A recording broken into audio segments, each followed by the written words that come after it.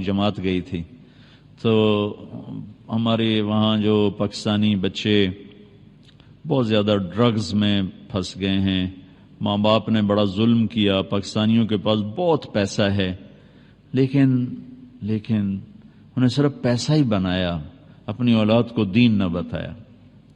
تو ہمارے بہت بچے ڈرگز کے کاروباری بن گئے، تو جیلوں میں پڑے ہوئے ہیں کچھ میں۔ تو میں مقامی لوگوں سے کہا یار مجھے کسی جیل میں، چونکہ میں یہاں بھی جیلوں میں جاتا ہوں بیان کرنے کے لیے، یا مجھے کسی جیل میں لے جاؤ، میں وہاں ان بچوں سے بات کروں گا۔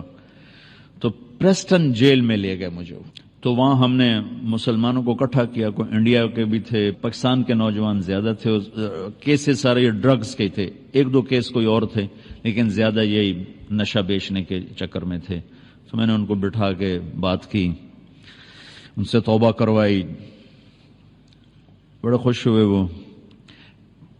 پھر انہوں نے کہا جی ہم آپ کو جیل کا وزٹ کرواتے ہیں۔ میں نے کہا دکھاؤ بھائی، پاکستان کی جیلیں بھی دیکھی ہیں، وہاں کا نظام بھی دیکھا ہے۔ میں جب یہاں جاتا ہوں جیل میں تو وہ جو یہاں سمنا جیل ہوتا ہے اس کے لیے پورا وہ گارڈ آف آنر ہوتا ہے، سپاہی ہوشیار باش۔ ان کا سمنا جیل آیا اکیلا، کوئی آدمی ساتھ ہی نہیں، اتنی طاقتور حکومت کو سمنا جیل اکیلا ہمیں آ کے ملا اور ہمیں دعوت دی کہ آپ آج ہمارا تھوڑی مصروفیت ہے، آپ دوبارہ تشریف لائیں اور ہمارا جیل وزٹ کریں۔ وہ چلا گیا تو مجھے بتایا گیا کہ یہ تو سمنا جیل صاحب، تو میں کہا ابھی ساڈا ہم دا تھڑ تھلی مچ جاندی، یہ کون ہے؟ آگے لگ ٹپ بھی گیا تو پتہ ہی نہیں لگا کسی دن۔ تو انہوں نے جیل دکھائی، تو کوئی 850 کی کیپیسٹی تھی اور اس میں 650 قیدی تھے، یعنی اس سے کم رکھے ہوئے تھے، اور ایک کمرے میں 2، اسی میں ٹوائلٹ، اسی میں بیسن گرم ٹھنڈا پانی، اسی میں ٹی وی، اور اسی میں ان کے لیے نیٹ کی سہولت، ہر چیز، اور ہر قیدی کے لیے کوئی نہ کوئی پروفیشن سیکھنا ضروری۔ بہت سے شعبے بنے ہوئے دکھائے انہوں نے جس میں وہ کام کر رہے تھے، گورے بھی تھے اور ہمارے انڈین پاکستانی بھی تھے، انڈین بھی تھے، بنگالی کو نہیں دیکھا۔ اس کے بعد ہمیں وہ کچن لے گئے۔ ان کا جو کچن تھا وہ ہمارے 5 سٹار ہوٹلز کے کچن سے زیادہ صاف ستھرا، اور وہ چپس بن رہے تھے قیدیوں کے لیے، اور دوپہر اور رات کے کھانے میں 5 قسم کے کھانے ہوتے ہیں، 5 قسم کے، اور حلال کے لیے دیگ الگ ہے، پتیلے الگ ہیں، پلیٹیں الگ ہیں، حتیٰ کہ وہ چمچ جس سے سالن نکالا جاتا ہے وہ چمچ بھی الگ ہے، حلال، مسلمانوں کو حلال پرووائڈ کرنے کے لیے۔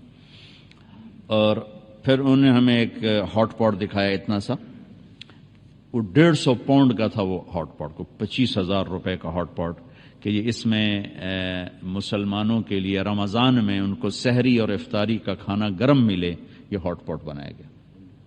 چونکہ سحری کا ٹائم ان کا کھانے کا ٹائم نہیں، افطاری کا ٹائم ان کے کھانے کا ٹائم نہیں، تو پھر وہ کھانا اس میں رکھتے ہیں جس میں 8 گھنٹے کھانا گرم رہتا ہے، جیسے دیگ سے نکالا تھا ویسے گرم ہوتا ہے، اس لیے اس کی قیمت 25,000 یعنی 150 پاؤنڈ اس کی قیمت تھی۔ جتنے مسلمان قیدی ہیں اتنے ہاٹ پاٹ اس میں ہوں گے، وہ روزہ رکھیں نہ رکھیں ان کی سردردی، ان کی طرف سے ان کو وہ گرم کھانا ملے گا، سحری میں بھی افطاری میں بھی۔ جس دیگ میں کھانا تیار ہو رہا تھا وہ 9,000 پاؤنڈ کی دیگ تھی، یعنی کوئی 16 لاکھ کی وہ دیگ تھی۔ میں نے کہا یہ کیا بلا ہے کہ 9,000 پاؤنڈ کی دیگ۔ ان کا جی بس اس میں کچھ کرنا نہیں پڑتا، کھانا بنانے والے کو ڈال دیتے ہیں سب کچھ، اور جب زیادہ کوانٹٹی ہو تو نیچے سالن کھانا لگ جاتا ہے، گوشت لگ جاتا ہے، سبزی لگ جاتی ہے۔ تو اس میں یہ خصوصیت ہے کہ اس میں لگتا کچھ نہیں ہے، اپنے آپ ہی ہر چیز تیار کر کے آٹومیٹک ہے، ڈال کے وہ فارغ ہو جاتے ہیں اور کھانا تیار ہو جاتا ہے، آگے تقسیم کر دیتے ہیں۔ اور پیچھے انہوں نے ہمیں وہ دکھائے ان کے جو فریج اور فریزرز اور جہاں سے کچا میٹیریل آتا ہے، وہ اتنا تنکا بھی مجھے نظر نہیں آیا، اتنا ٹیشو پیپر نظر نہیں آیا، صاف ستھرے۔ سب سے عجب بات جو آپ کو بتانے والی تھی کہ کسی جیل کے افسر کو اجازت نہیں کہ قیدی کو انگلی بھی لگائے، وہ چاہے گالیاں دیں، چاہے پتھر ماریں، چاہے ان کو برا بھلا کہیں، ان کو اف کرنے کی بھی اجازت نہیں۔ ساڑھے تک لمحے پا کے فنائیاں پھیر دیتے ہیں، اور باقاعدہ ٹی وی کیمرے لگے ہوئے ہیں کہ چیک کیا جا رہا ہوتا ہے کہ کوئی کسی کو بے عزت تو نہیں کر رہا، ہاتھ تو نہیں اٹھا رہا. پھر ان کو خرچہ الگ ملتا ہے، ماہانہ خرچہ ملتا، ہفتہ واری خرچہ ملتا ہے. کچھ پاؤنڈ بتایا انہوں نے، مجھے یاد نہیں رہا. ایک بہت خوبصورت اس سے اتنا بڑا ڈپارٹمنٹل سٹور تھا، اتنا بڑا جتنا یہ آپ کا ہال ہے، صاف ستھرا، ضروریات زندگی کی ہر شے مہیا. جس مذہب کے لوگ ہیں ہر مذہب کا عالم آ کر ان کو آ کے تعلیم دیتا ہے. اگر کسی مذہب کا ایک سکھ جیل میں تھا تو اس کے لیے ان کا عالم ہفتے میں ایک دفعہ آ کر ان کو تعلیم دیتا ہے، اور وہ اس کی تنخواہ گورنمنٹ دیتی. ایک یہودی ہے، ایک ہندو ہے، ایک بدھ ہے، عالم آئے گا. مسلمان زیادہ ہیں تو ان کے 2 عالم آتے تھے، جمعہ میں پڑھانے والے، نماز پڑھانے والے، ان کو پریچ کرنے والے وہ آتے تھے. تو میں نے وہاں اپنے ساتھیوں سے کہا جس قوم کے یہ اخلاق ہوں انہیں ہم نعرہ تکبیر سے فتح کرنا چاہتے ہیں، ہم بھی کیسے دیوانے کہ ظلم و ستم سے بھرے ہوئے، فرعونیت سے بھرے ہوئے، اور ہم چاہتے ہیں کہ ہم میدان مار لیں خالی نعرہ تکبیر. جو قیدیوں کے ساتھ یہ سلوک کر رہے ہوں، باہر ان کا کیا سلوک. میں تو پریشان ہو گیا. میں نے کہا ان پہ زوال نہیں آ سکتا، چونکہ ان کی جو برائیاں ہیں وہ انفرادی برائیاں ہیں، انفراد، اجتماعی ظلم نہیں ہے ان کا. ان کو یہ فکر نہیں ہے کہ کوئی وکیل کسی کے ساتھ مل کر میرے اوپر جھوٹا کیس کر دے گا، اور کوئی جج کا قلم فروخت ہو جائے گا، کوئی میری زمین پہ قبضہ کر جائے، کوئی میری بچی کو اٹھا کے لے جائے گا. یہ ان کو کوئی خوف نہیں. اجتماعی انفرادی نافرمانیاں ہیں، اور انفرادی نافرمانیوں پہ اتنی جلدی پکڑ نہیں آتی جتنی اجتماعی نافرمانیوں پہ آتی. ایک دفعہ موسیٰ علیہ السلام نے اللہ تعالیٰ سے پوچھا، یا اللہ، فرعون تو کہتا تھا میں خدا ہوں، تو نے اس کو اتنی لمبی حکومت کیوں دی؟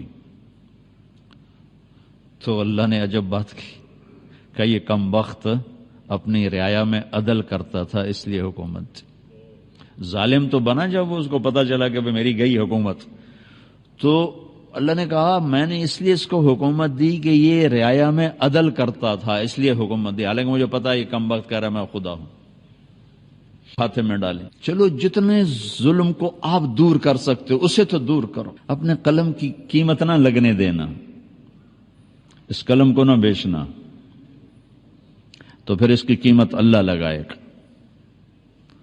اور ایک جھلک اللہ کے نبی نے بتا دی ہے، ایک دن کا عدل 60 برس کی عبادت کے برابر ہے. ایک دن کا عدل 60 برس کی عبادت کے برابر ہے. کون 60 برس مصلی پر بیٹھ سکتا ہے؟ آپ کا ایک دن اس 60 برس کے برابر ہے جس پہ مصلی سے اٹھا ہی نہ جائے. ظلم، جھوٹ، بددیانتی، یہ 3 کام زوال لے آتے. میرے نبی نے فرمایا اتقوا الظلم، ظلم سے بچنا، فإنہ ظلمات یوم القیامہ، یہ قیامت کا دن تمہیں اندھیروں میں دھکیل دیں گے. ظلم سے بچنا. اگر امام حسین یزید کی بیعت کر لیتے تو کون سی قیامت ٹوٹ پڑتی تھی؟ سارا مسئلہ تو ہے اللہ کی رضا کا. ساری جو محنت کوشش ہے وہ تو ہے اللہ کی. میں آپ کے لیے کیوں بات کر رہا ہوں کہ اللہ راضی ہو جائے. آپ کو کس لیے تیار کر رہا ہوں؟ انصاف کرو کہ اللہ آپ سے راضی ہو جائے. اور اگر کسی کو پتہ چل جائے کہ اللہ مجھ سے راضی ہو چکا ہے تو وہ تو اب کانوں میں تیل ڈال کے سوئے.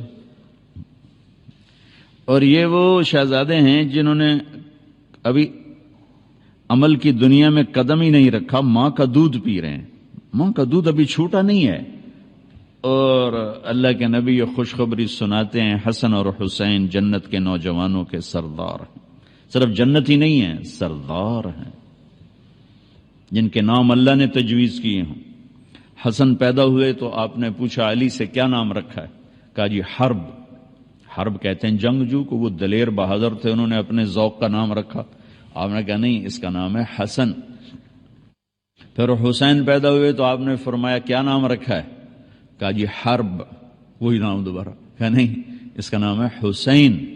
پھر فرمایا کہ جب سے آدم کی نسل چلی ہے یہ 2 نام اللہ نے میرے بچوں کے لیے سنبھال کے رکھے ہوئے تھے. یہ نام اللہ نے تجویز کیے ہیں. جن کے نام اللہ تجویز کرے اور جن کو دودھ پیتے جنت کی سرداری کی بشارت ملے اور نبی کی گود جن کا بستر بنے، نبی کی کمر جن کی سواری بنے، گھر میں تشریف لاتے اور ایسے ہاتھ پاؤں ٹیک دیتے، ہاتھ اور گھٹنے زمین پر ٹیک دیتے اور کہتے آؤ بچوں میری کمر پہ چڑھ جاؤ، دونوں کو اپنی کمر پہ بٹھا لیتے اور پورے کمرے میں چکر لگاتے ایسے ایسے، پورے کمرے میں ایسے ایسے، اور پھر یوں منہ کر کے کہتے کیف مطیتکما، تمہارا اونٹ کیسا ہے بھائی، تمہارا اونٹ کیسا ہے بھائی۔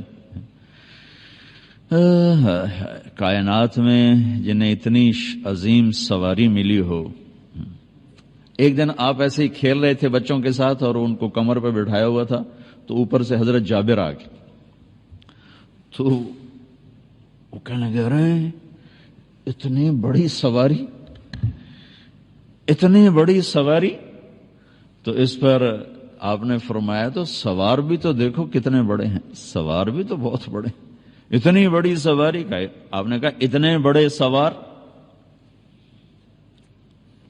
تو یہ معاملہ تو حل ہو چکا ہے کہ اللہ راضی ہو چکا ہے۔ یہ مسئلہ یہ ایک چھپا ہوا راز ہے، عمر گزر گئی تبلیغ میں، لیکن اللہ کی قسم پتہ نہیں ہے اللہ راضی ہے کہ ناراض ہے، اور یہ پتہ نہیں ہے کہ جو کچھ آج تک ہوا ہے اللہ کے فضل سے ہوا ہے یہ اللہ کی ناراضگی کا سبب ہے یا اس کی رضا کا سبب ہے۔ یہ جب آنکھ بند ہوگی اس راز سے پردہ اس وقت اٹھے گا کہ کیا وہ راضی ہے یا ناراض ہے۔ سارے اللہ کے بندے ڈرتے ڈرتے دنیا سے چلے گئے، لیکن یہ وہ لوگ ہیں جن کے اس راز سے پردہ اٹھایا جا چکا ہے اور ان کو بتایا جا چکا ہے جنت تمہارے لیے اور سرداری بھی تمہارے لیے ہے۔ تو یہ اگر ایک ظالم جان بچانے کے لیے تو کلمہ کفر بھی جائز ہے، تو ظالم کی بیعت کرنا کفر تو کوئی نہیں ہے، اور کفر نہیں ہے تو جان بچانے کے لیے اتنا تو کر سکتے تھے، اور اب صرف اپنی جان تھوڑی تھی، پیچھے سارا خاندان تھا، چھوٹے چھوٹے معصوم بچے تھے۔ اللہ اکبر، جس قوم کے پاس کربلاؤں کی تاریخ ہو وہ قوم خود ظلم کے خریدار بن جائیں تو زمین آسمان کانپے نہ تو اور کیا ہو۔ اس لیے تو یہ قصے تاریخ میں اللہ نے زندہ رکھے کہ کوئی قیامت کے دن کہہ نہ سکے جس ہن تک پتہ کوئی نہ ہی ساڑھے تا جی علم چی گل کوئی نہیں ہے کہ بدبخت یہ تاریخ ہے تیری، سورج بھی ڈوبتا ہے یہ نہیں ڈوبے، چاند گھٹتا اور بڑھتا ہے، ان کی بلندیاں نہ گھٹی نہ بڑھی، اتنی بڑھ گئیں کہ آگے بڑھنے کی چیز ہی کوئی نہیں رہ گئی تھی، تو اس کے بعد تم کیا کہتے ہو کہ جی سانتا جی پتہ کوئی نہ ہے، میرے تا جی چھوٹے چھوٹے بچے ہیں روٹی کی تو کھواؤں، تو میرے نبی کے بچے تو گردنیں کٹوا کے نیزوں پہ چڑھ گئے تھے، تمہاری اولاد اس سے زیادہ پاکیزہ تھی۔ میرے بچے کا ہاتھ ٹوٹا، چھوٹا سا تھا، دیوار سے گر گیا، وہ چیخ رہا تھا، مجھے اس کا رونا دیکھا نہ گیا، میں باہر چلا گیا، بیٹھ نہیں سکا، اور جو اپنے بچوں کو ذبح ہوتا دیکھ رہا ہو کیا جگر ہے۔ پھر اس قوم کا وکیل پیسوں پہ ایمان بیچ دے اور جج پیسوں پہ ایمان بیچ دے، اور بیوروکریٹس، میں تمہیں کیا رہوں، میرا تو ریڑھی والا ایمان بیچ کے بیٹھا ہوتا، میرا تو مزدور ظالم ہے، ریڑھی والا ظالم ہے۔ ہمارے زوال کا سبب سیاست نہیں، نہ سیاستدان ہیں نہ پارٹی ہیں، ظلم، جھوٹ، بددیانتی، یہ تین بڑے سبب ہیں۔ تو جتنا آپ عدل دے سکتے ہو میرے بھائیو اتنا تو دو، اتنا تو دو۔ یہاں تو جان تک کے سودے کر دیے کہ نہیں، یہ نہیں ہو سکتا کہ ظالم کی تائید میں میرا ہاتھ بلند ہو، یہ نہیں ہو سکتا، کاٹ دو، لیکن ظلم کی تائید نہیں ہو سکتی۔ لیکن ہمیں سارا دن رواجی، محرم آتا ہے 10 دن کے رو پیٹ کے بعد جنت واجب ہو گئی، جنت اتنی سستی ہے کہ خالی رونے سے جنت مل جاتی۔ ربیع الاول آیا، 12 دن ہم نے خوب جل سے جلوس کیا، اور پھر کیا میرا نبی صرف 12 دن یاد کرنے کے لیے؟ ہر پل ہر سانس جسے یاد کرنا فرض عین ہو، صرف 12 دن کے رسم و رواج سے میرے رب نے محبوب بنایا ہو، حبیب بنایا ہو، لاڈ سے کبھی محمد، کبھی احمد، کبھی ماہی، کبھی حاشر، کبھی عاقب، کبھی فاتح، کبھی خاتم، کبھی ابو القاسم، کبھی طہ، کبھی یاسین، کبھی شاہد، کبھی مبشر، کبھی نذیر، کبھی داعی اللہ، کبھی سراج منیر، کبھی عزت سے بولا یا ایھا النبی، کبھی احترام سے بولا یا ایھا الرسول، کبھی محبت سے بولا یا ایھا المزمل، کبھی لاڈ سے بولا یا ایھا المدثر۔ یہ 4 لفظوں میں کیا میرے رب نے دکھا دیا، یا ایھا النبی۔ آدم علیہ السلام سے بات کی، یا آدم، نام لیا۔ نوح علیہ السلام سے بات کی، یا نوح، اے نوح۔ ابراہیم علیہ السلام سے بولے، یا ابراہیم۔ موسیٰ علیہ السلام سے بولے، یا موسیٰ۔ داؤد علیہ السلام سے بولے، یا داود۔ زکریا سے بولے، یا زکریا۔ یحییٰ سے بات کی، یا یحییٰ۔ عیسیٰ سے بات کی، یا عیسیٰ ابن مریم۔ 8 نبیوں سے بات کی ہے، نام لے کر کیا ہے۔ یا آدم اسکن انت وزوجک الجنہ، یا نوح اہبط بسلام منا، یا ابراہیم قد صدقت الرؤیا ما تلک بیمینک یا موسیٰ، یا داود انا جعلناک خلیفہ، یا زکریا انا نبشرک بغلام، یا یحییٰ خذ الکتاب بقوہ، یا عیسیٰ ابن مریم انت قلت للناس۔ 8 نبیوں سے بات کی، نام لیا ہے۔ اپنے نبی سے بات کی، یا محمد نہیں، یا احمد نہیں، یا ایھا النبی، عزت۔ پھر اس سے اوپر کا لیول، ساتھ پروٹوکول شامل کیا، یا ایھا الرسول۔ پھر نے کہا، یا اللہ، ابراہیم آپ کے خلیل تھے، موسیٰ کلیم تھے، داؤد کے لیے لوح نرم، سلیمان کے لیے ہوا تابع، اور عیسیٰ کے لیے مردے زندہ، تو میرے لیے کیا ہے؟ اللہ نے کہا، تیرے لیے اولیس قد آتیتک افضل من ذلک کلہ، میں نے آپ کو وہ دیا ہے جو کسی کو نہیں دیا۔ وہ کیا ہے؟ کہ اللہ ذکرت الا ذکرت معی، قیامت تک آپ کا اور میرا نام اکٹھا رہے گا، جدا نہیں ہو سکتا، جدا نہیں ہو سکتا۔ اور تھوڑا سا قرآن سے دیکھیں، براءۃ من اللہ ورسولہ، اذان من اللہ ورسولہ، فأذنوا بحرب من اللہ ورسولہ، من یعص اللہ ورسولہ، من یحادد اللہ ورسولہ، من یشاقق اللہ ورسولہ، تؤمنون باللہ ورسولہ، آمنوا باللہ ورسولہ، سیؤتینا اللہ من فضلہ ورسولہ، واللہ ورسولہ احق ان یرضوہ، لا تخونوا اللہ والرسول۔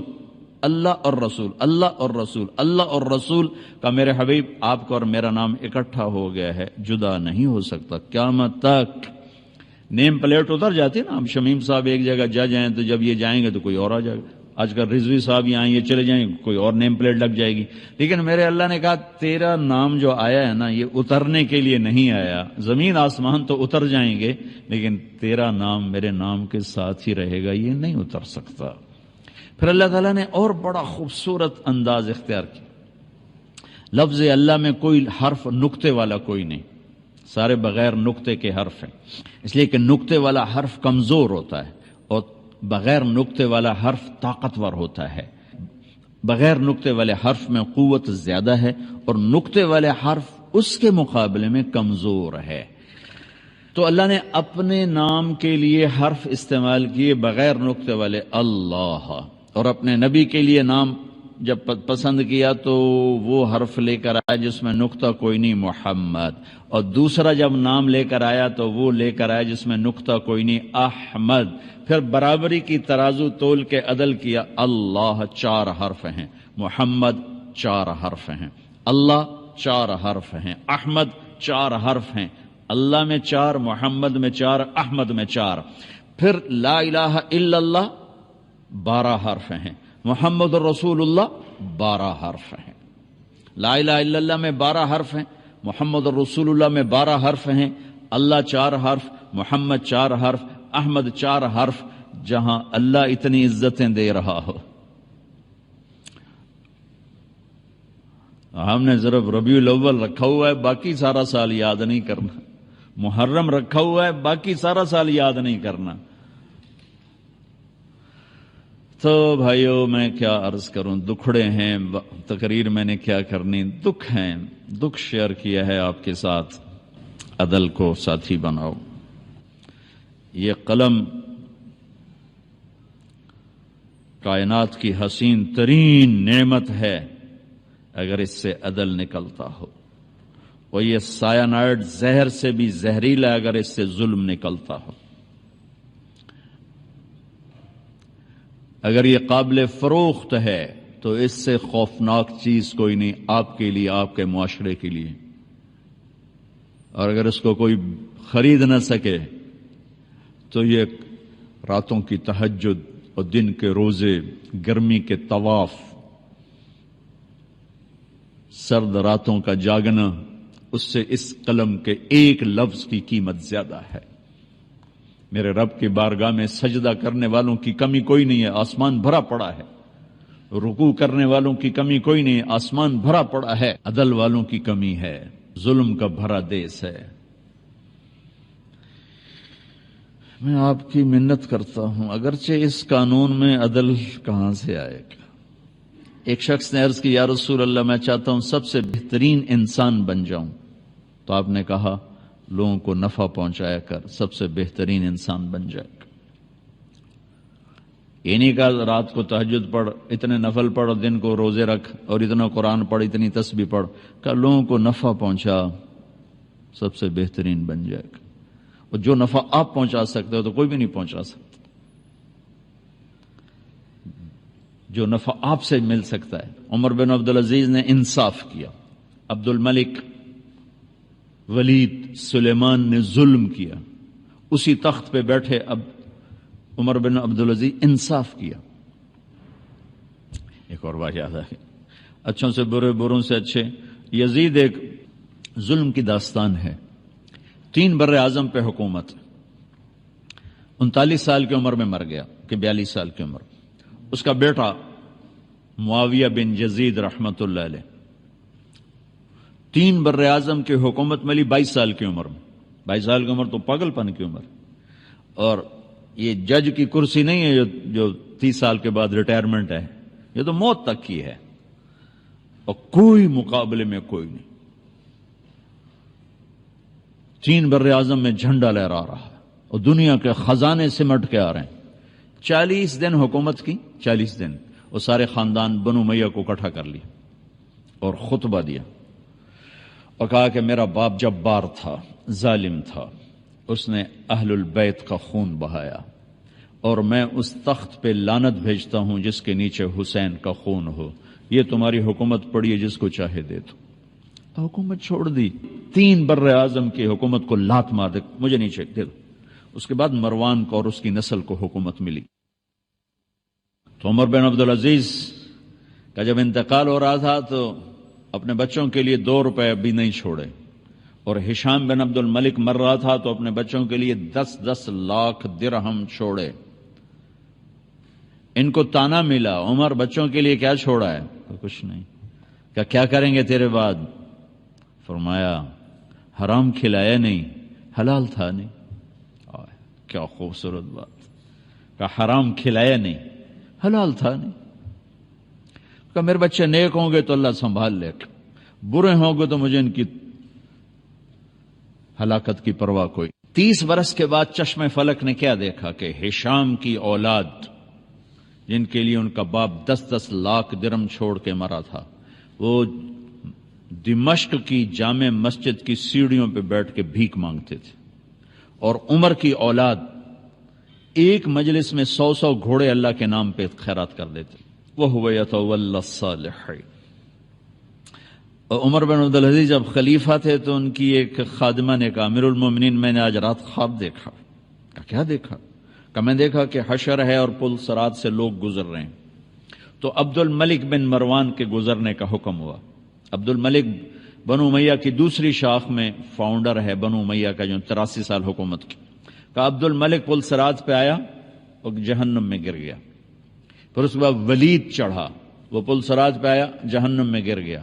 پھر اس کے بعد سلیمان اوپر آیا تو وہ اوپر چڑھا، گر گیا۔ عبد الملک، پھر ان کے بعد آیا ولید، ان کے بعد آیا سلیمان، سلیمان کے بعد آیا عمر بن عبدالعزیز۔ تو پھر اب عمر بن عبدالعزیز کی باری تھی، تو پھر کہنے لگے پھر آپ چڑھے۔ اتنا ہی کہا تھا آپ چڑھے تو حضرت عمر بے ہوش ہو کے گر گئے۔ تو وہ رو پڑی کہ آپ بے ہوش نہ ہوں، آپ پار نکل گئے، آپ پار نکل گئے۔ کس چیز نے پار لگایا؟ عدل نے۔ 3 بر اعظم میں زکوٰۃ لینے والا کوئی نہ بچا۔ لاہور ان کی حکومت میں شامل ہے، نہ کسی کا پریشر لو، نہ اپنے لالچ کے ہاتھوں مجبور ہو، نہ کسی اوپر والے سے مجبور ہو، صرف وہ جو 7 آسمان کے اوپر والا ہے اس سے مجبور ہوگا۔ جی میری مجبوری ہے، میری مجبوری ہے، میں نے اپنے اللہ کو جان دینی ہے۔ بس یہ گزارش ہے، دل کو لگے تو لے لینا، ورنہ ہمارا تو کام دن راج فقیرانہ آئے صدا کر چلے، میاں خوش رہو ہم دعا کر چلے۔ تو بس آپ بھائیوں کی خدمت میں گزارش ہے، جتنا کر سکتے ہوں کریں۔ جیسے یہ ٹریننگ لے رہے ہیں نا آپ، تو اس قلم کا صحیح استعمال، اس کی ٹریننگ تبلیغ کا کام ہے۔ تبلیغ کا کام ایک ایمان کو سیکھنے کی خوبصورت محنت، جو میں نے آپ سے 1 گھنٹہ بات کی ہے، یہ وجود میں آئے، اس کی بھی ٹریننگ ہے۔ بغیر تربیت کے نہ دین آتا ہے نہ دنیا آتی ہے۔ تو اس وقت تبلیغ کا کام پوری دنیا میں انتہائی خوبصورت محنت ہے، اور ہمارے ملک میں لاکھوں کروڑوں برائیاں ہیں، لیکن ایک ایسا چمکتا سورج ہے۔ میں 6 بر اعظم کئی دفعہ پھرا ہوں۔ یہ حسن جو اللہ نے ہمیں یہ تبلیغ کے کام کا دیا ہے، پوری دنیا میں کہیں نظر نہیں آتا ہے، لیکن ایسا کہ یہاں سے پیغام جا رہا ہے اور لوگوں کو ہدایت مل رہی، اور آخری کناروں تک جا رہا ہے اور لوگوں کو ہدایت مل رہی۔ میں تبیونی، مشرق میں آخری جزیرہ ہے، سورج جب نکلتا ہے تو پہلی کرن تبیونی پہ پڑتی ہے، اور ٹائم وہاں سے شروع ہوتا ہے، ایسٹ کا جو ٹائم ہے وہاں سے شروع ہوتا ہے۔ تو اس جزیرے میں عجب بات تھی کہ آدھا حصہ اس کا وہ ویسٹ میں ہے، آدھا ایسٹ میں ہے۔ تو ایک جگہ انہوں نے مجھے کھڑا کیا، ادھر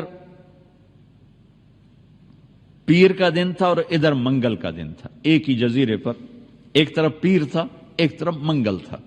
تو اس میں انہوں نے ایسے تختی لگائی ہوئی تھی، تو اس تختی کا ایک حصہ یسٹرڈے میں ہے اور ایک ٹوڈے میں ہے، اور وہاں سے وہ 180 ڈگری کا جو خط ہے، 360 ڈگری میں جو زمین کو تقسیم کیا جغرافیہ والوں نے، تو 180 ڈگری کا جو خط ہے وہ سمندر میں چلتا ہے، یا انٹارکٹیکا میں چلتا ہے، یا سائبیریا میں چلتا ہے، یا پھر تبیونی سے چلتا ہے۔ آباد زمین صرف تبیونی ہے جہاں سے وہ خط گزرتا ہے، جو زمین کو آدھا آدھا ڈیوائیڈ کرتا ہے۔ تو ادھر اور ادھر میں پورے دن کا فرق ہے، ادھر پیر ہے ادھر منگل ہے، ادھر منگل ہے ادھر بدھ ہے۔ میں جہاں اترا ایئرپورٹ وہاں پیر کا دن تھا، وہ جہاں سے وہ خط گزر رہا ہے اس سے 1 قدم ادھر رکھا تو ہم منگل میں داخل ہو گئے، پیر سے نکلے اور منگل میں داخل ہو گئے۔ وہاں 200 گھر ہیں مسلمانوں کے، 10,000 آبادی ہے، 200 گھر مسلمانوں کے، بجلی کوئی نہیں، جنت کا ٹکڑا لگتا ہے جیسے کہ جنت کا ٹوٹا اتار کے زمین پہ رکھ دیا ہو۔ بحر الکاہل کے اندر وہ جزیرہ ہے، بہت خوبصورت، بہت خوبصورت۔ تو ایک بڑے مہینے آ کے مجھے ایسے جھپٹ ڈالا، کہا جی میں پاکستان گیا تھا۔ میں نے کہا پاکستان گئے تھے؟ کس لیے؟ کہا تبلیغ میں 4 مہینے لگانے گیا تھا۔ میں کہا کدھر رہتے ہو؟ کہا ادھر ہی رہتا ہوں، تبیونی میں رہتا ہوں۔ اور میں نے وہاں عصر کی اذان دی تو انہوں نے کہا جی آج آپ نے پوری دنیا میں پہلی اذان آپ نے دی، چونکہ ٹائم سب سے پہلے تبیونی سے شروع ہوتا ہے، پھر آگے پہلی اذان تبیونی میں ہوتی ہے اور دوسری اذان انڈونیشیا میں ہوتی ہے، اور پھر اس طرح آگے اذان چلتے چلتے چلتے سارے عالم میں پھیلتی ہے۔ تو یہ تبلیغ کا خوبصورت کام ایسٹ ویسٹ ساؤتھ نارتھ دنیا کے آخری کناروں تک اللہ نے پہنچایا ہے، اور لوگوں کو بہت نفع ہو رہا ہے۔